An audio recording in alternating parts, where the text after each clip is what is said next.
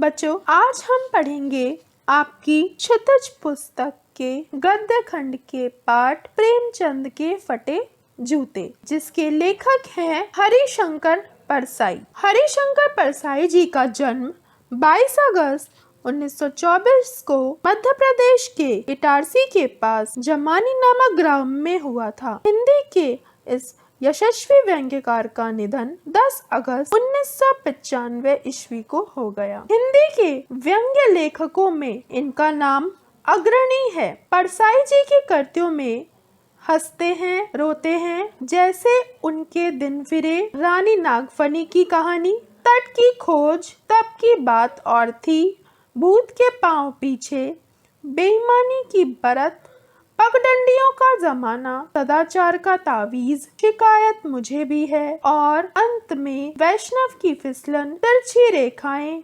ठिठुरता हुआ गणतंत्र, विकलांग श्रद्धा का दौर आदि उल्लेखनीय हैं। भारतीय जीवन के पाखंड, भ्रष्टाचार, अंतर्विरोध, बेईमानी आदि पर लिखे उनके व्यंग्य लेखों ने शोषण के विरुद्ध साहित्य की भूमिका का निर्वाह किया है। उनका व्यंग्य लेखन परिवर्तन की चेतना को पैदा करता है। आइए आज हम उनके द्वारा लिखित प्रेमचंद के फटे जूते नामक व्यंग्य को पढ़ेंगे। प्रेमचंद के फटे जूते शीर्षक निबंध में परसाई जी ने प्रेमचंद के व्यक्तित्व की सादगी के साथ एक रचनाकार की अंतर्भेदी सामाजिक दृष्टि का विवेचन करते हुए आज की दिखावे की प्रवृत्ति एवं अवसरवादिता पर व्यंग्य किया है। परसाई जी के सामने प्रेमचंद तथा उनकी पत्नी का एक चित्र है, जिसमें प्रेमचंद धोती कुर्ता पहने हैं तथा उनके सिर पर टोपी लगी है। वे बहुत दुबले हैं, उनका चेहरा बैठा हुआ है तथा हड्डियां उभरी हुई हैं। चित्र को देखने से ही पता चल रहा है कि वे गरीबी में जी रहे हैं,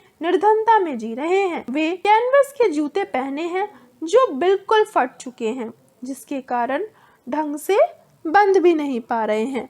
आप बच्चों चित्र में उनके जूते देख सकते हैं और बाएं पैर की उंगलियां दिख रही हैं।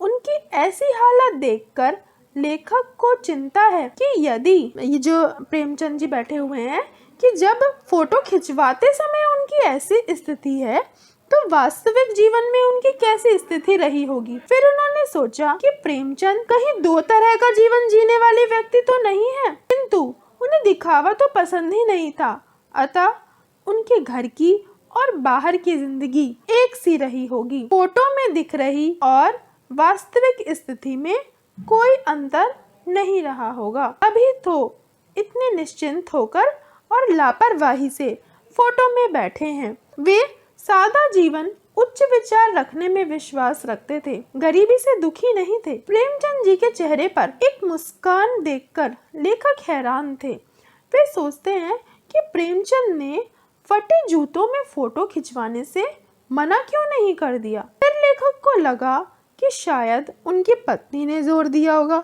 उनकी पत्नी ने कहा होगा फोटो खिंचवाने के लिए, इसीलिए उन्होंने फटे जूतों में ही फोटो खिंचवा लिया। लेखक प्रेमचंद की इस दुर्दशा पर रोना चाहते हैं, लेकिन उनकी आंखों में दर्द के भरे व्यंग्य ने उन्हें रोने से रोक दिया। लेखक सोचते हैं कि लोग तो पता नहीं फोटो खिंचवाने के लिए क्या क्या करते हैं, दूसरों के जूते और कपड़े तक मांग लेते हैं।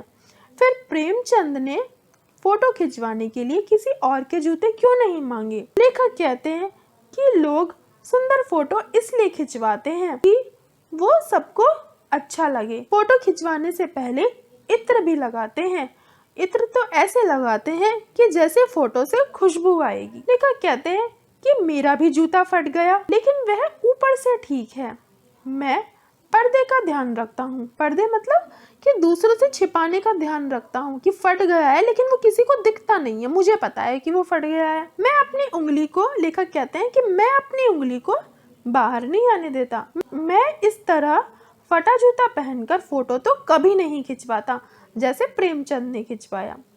लेखक प्रेमचंद की व्यंग्य भरी मुस्कान को देखकर बहुत ही चौंक जाते हैं, आश्चर्यचकित हो जाते हैं। वो सोचते हैं कि इस व्यंग्य भरी मुस्कान का आखिर क्या मतलब हो सकता है। क्या उनके साथ कोई हादसा हो गया था, या होरी का गोदान हो गया, या हल्कू किसान के खेत को नील गायों ने घेर लिया है, या माधो ने अपनी पत्नी के कफन को बेचकर शराब पी ली है, या महाजन के तगादे से बचने के लिए प्रेमचंद को लंबा चक्कर काट काट कर घर जाना पड़ा है, जिससे उनका जूता घिस गया है। लेखक को याद आता है कि ईश्वर भक्त संत कवि कुंभनदास का जूता भी फतेहपुर सीकरी आने जाने से घिस गया था। अचानक लेखक को समझ आया कि प्रेमचंद का जूता लंबा चक्कर काटने से नहीं फटा, बल्कि वे सारे जीवन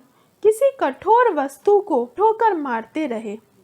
रास्ते में पड़ने वाले टीले से बचकर निकलने के बजाय वे उसे ठोकरें मारते रहे। टीला मतलब बच्चे यहाँ समझते हैं, टीला मतलब रास्ते में आने वाली रुकावटें, जो बाधाएं, जो उनके जीवन में आने वाली बाधाएं थी, वो उनको ठोकर मार मार कर वो आगे बढ़ते रहे। मतलब वो मुसीबतों से, अपने परेशानियों से कभी डरे नहीं, उन्होंने उनका डटकर सामना किया। जिस प्रकार होरी अपना नेम धर्म नहीं छोड़ पाए, या फिर नेम धर्म उनके लिए मुक्ति का साधन था, लेखक मानते हैं कि प्रेमचंद की उंगली किसी घृणित वस्तु की ओर संकेत कर रही है, जिसे उन्होंने ठोकरें मार मार कर अपने जूते फाड़ लिए हैं। वे उन लोगों पर मुस्कुरा रहे हैं जो अपनी उंगली को ढकने के लिए अपने तलवे घिसते रहते हैं। बच्चों, आशा करती हूँ कि आपको प्रेमचंद के फटे जूते पाठ का कथासार समझ में आया होगा। धन्यवाद।